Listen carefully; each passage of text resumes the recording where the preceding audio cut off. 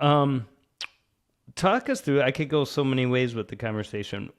Talk us through how you got onto Food Network. What was that experience like? Oh, geez, I don't even remember where it started.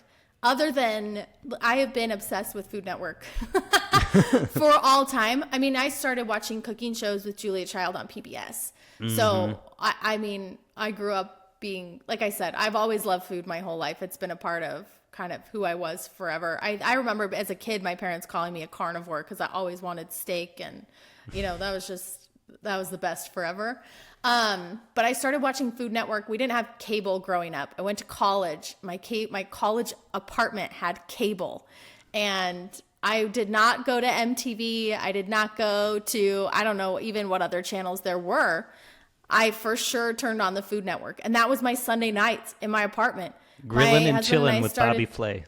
Oh my gosh. Yes. My husband and I started dating when I was in college, and Sunday nights we would watch Iron Chef America. Oh, yeah. There was a show that came on called The Next Food Network Star. We watched Guy Fieri's ascension into Food Network glory. That's crazy. We loved Rachel Ray's travel shows where she would do $40 a day for eating while she was traveling, and as broke college students, that sounded like a dream.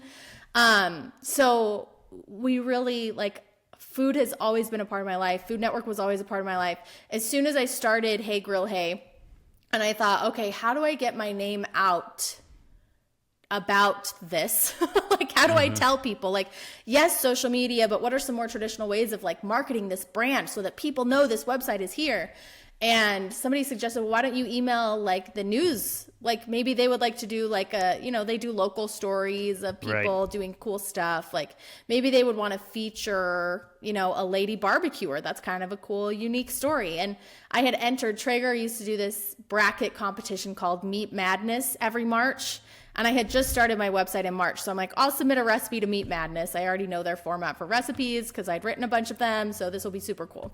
So I dropped my name in, started working on that. There were a few other Utahns in this competition. So I used that as the basis for my story. I was too nervous to email just about me and say, hey, you should do a story about me.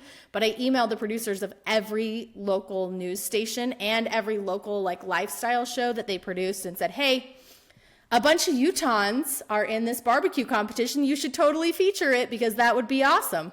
Without saying, hi, it's me. I'm one of the Utahns in the barbecue competition because I was really nervous to self-promote.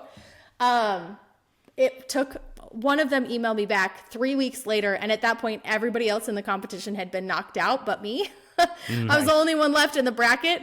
And so she's like, well, why don't you just come on and do a cooking segment, cook the recipe that's in the bracket or whatever. And I got so excited. I panic dyed my hair bright like Little Mermaid red the night before. I don't know. I was so nervous. I thought I might die. I invited friends over to my house to practice because I had 5 minutes.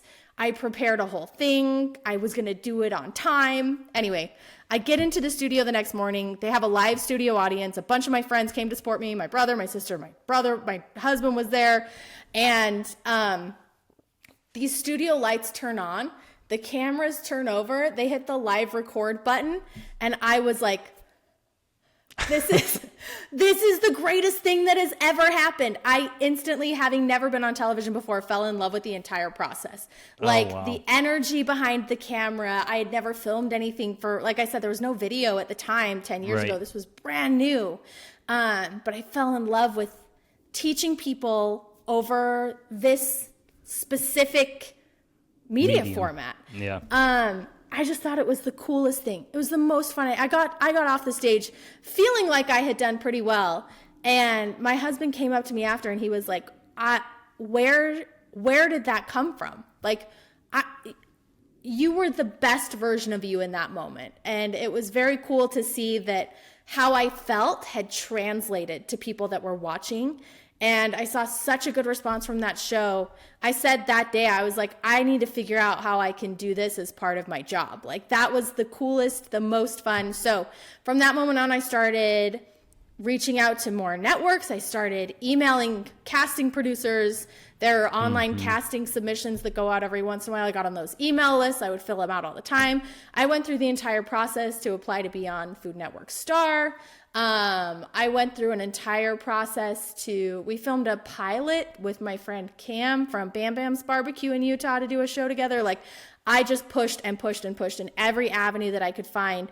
And the one that was like my first real foray to doing work with Food Network came that fall, where it was actually through Ballpark Hot Dogs. They were doing a medium promotion for the largest or the longest grilling marathon. They were going for a Guinness World Record, and they invited me to be one of the hosts that cooked and was on the Guinness World Record. They selected me as a contestant, and I worked with the head chef at Food Network at the time, Rob Bleefer, and Tyler Florence, and it was live broadcast, and we grilled on a New York City street corner for like 37 hours or something like that. And I went toward the Food Network studios and met some people there, and that kind of started to snowball into a couple other opportunities. So to date, I've done a bunch of stuff with Food Network. I was on Barbecue Brawl. I've judged a couple of shows on Food Network.